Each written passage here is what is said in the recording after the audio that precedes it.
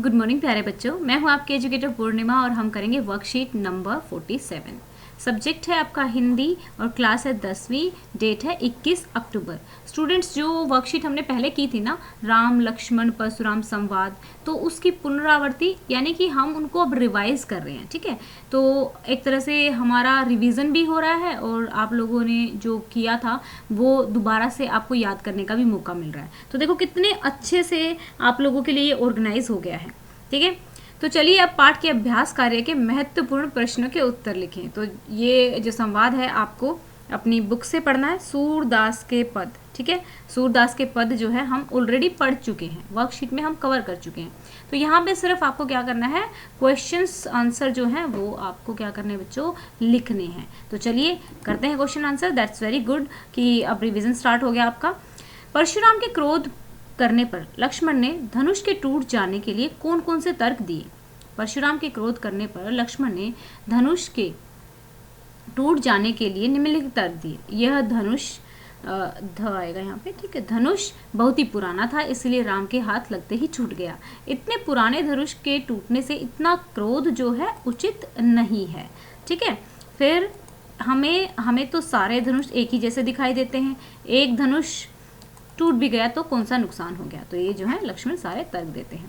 Next question है, परशुराम के क्रोध करने पर राम और लक्ष्मण की जो प्रतिक्रियाएं हुई उनके आधार पर दोनों के स्वभाव की विशेषताएं अपने शब्दों में लिखें।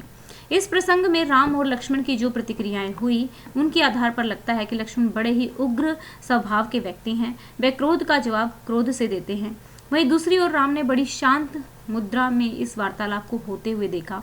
इससे पता चलता है कि राम शांत स्वभाव के व्यक्ति हैं। वह क्रोध का जवाब भी मंद मुस्कान से देते हैं।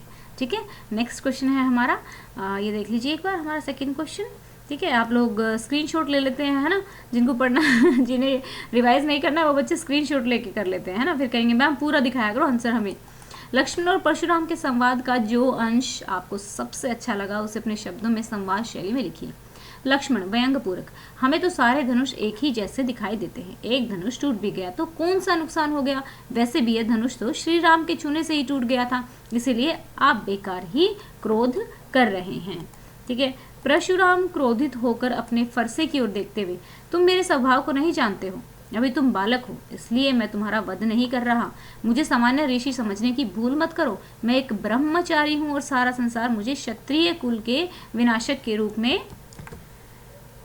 रूप में जानता है।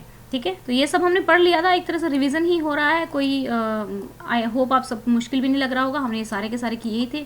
बहिरन लखन बोले मृदुबानी, ओहो मनुष्य महाबटमानी, पुनि पुनि मोहे देखावे कुठार रू चहत उड़ावन फूकी पहरू। तो बच्चों देखो इसी तरीके से आपके एग्जाम में भी क्वेश्चन आने वाले हैं। तो रिवीजन स्टार्ट हो गया है, फिर मत कहना कि मैम पेपर की तैयारी हुई नहीं थी। परशुराम अपने बड़ बोलेपन से लक्ष्मण को डराने की असफल कोशिश करते हैं।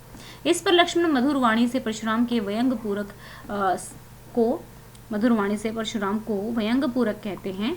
मुनि, आप तो महान योद्धा हैं, आप अपने फरसे का भय बार बार दिखाकर मुझे डराने का प्रयास कर रहे हैं, मानो जैसे आप फूंक मारकर पर्वत उड़ा रहे हो। तो फिर होता है, इहा कुंबड़िया बते काहू नाही जे तर्जनी। ठीक है, देखी मारी जाही। ठीक है, तो ये है, इसकी आपको अर्थ बताना है।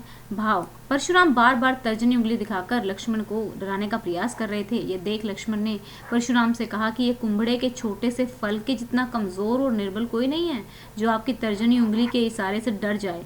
मैंने जो कुछ भी कहा है वह आपको फरसे और धनुष बाण से सुसज्जित देखकर ही कहा है। मैंने कोई भी बात ऐसी नहीं की है जिसमें अभिमान दिखता हो। तो ये आपके सारे क्वेश्चंस थे। कितने क्वेश्चन हो गए हैं हमारे, देख लेते हैं। 5वीं है गतिविधि, दूसरों की क्षमताओं को कम नहीं आंकना चाहिए। इस शीर्षक पर अपना कोई अनुभव लिखिए अथवा कल्पना कीजिए। हम दूसरों की क्षमताओं को कम हमें नहीं आंकना चाहिए, कभी भी नहीं आंकना चाहिए, चाहे कोई हमसे कमज़ोर भी होता है। मुझे नहीं लगता कि कोई जीवन में किसी से कमज़ोर होता है, मुझे लगता है कि सब इक्वल है। ठीक है, और कब किस में प्रचंड रूप जाग जाए इस बात का किसी को नहीं पता होता। तो हमें कभी भी दूसरे को कमज़ोर नहीं समझना चाहिए। ठीक है, इसलिए हमेशा दूसरों के साथ हमें प्रेम भाव ही रखना चाहिए। एक बार हमारे गांव में कुश्ती का दंगल चल रहा था जिसमें दूर दूर से पहलवान आए हुए थे। उनमें एक पहलवान थे जो एकदम दुबले पतले से थे। उनकी उम्र 35 साल के आसपास थी। एक युवा और तगड़ा तगड़ा मतलब बोलते हैं ना, जो एकदम बहुत हट्टा कट्टा होता है। पहलवान उनसे कुश्ती करने के लिए बार बार उन्हें चैलेंज कर रहा था, ठीक है, क्योंकि वो पतले से थे, तो ऐसा मैंने वैसे ऐसा देखा है, जो पतले लोग होते हैं उनमें बहुत ही ज़्यादा स्ट्रेंथ होती है, मतलब काफ़ी स्ट्रेंथ होती है उन लोगों में। तो यहाँ पे बच्चे फिर क्या होता है कि आखिर उन दोनों में कुश्ती शुरू हो गई, कुश्ती शुरू हो जाती है दोनों में, तो कुश्ती लड़ते हैं दोनों जने। एक मिनट। युवा पहलवान ने खूब दांव पेच लगाए, काफ़ी देर तक दोनों की कुश्ती चली और अंत में दुबले पतले पहलवान ने उसे युवा पहलवान को पटकनी दे दी। तो यहाँ पर ऐसा है कि किसी को देखने से या फिर किसी के कपड़ों से हमें कभी भी ये अंदाज़ा नहीं लगाना चाहिए कि इस इंसान को मतलब कम नॉलेज होगा, या फिर ये हमसे कम होगा, या फिर हम इसको कुछ भी नुकसान पहुँचा सकते हैं। हमें सबको इक्वल समझना चाहिए, प्यार से चलना चाहिए। थैंक यू बच्चों, आप लोग बहुत ही अच्छे से मुझे सपोर्ट कर रहे हो। Thank you, thanks a lot around हमारे। तो स्टूडेंट्स हम रख लेते हैं इसका टारगेट अराउंड 1600 लाइक्स का टारगेट हम इसका रख लेते हैं। And thank you very much. हम लोग देखिए अराउंड 65 के थे और आज हम 75 के हो गए हैं पिछले ही वीक से।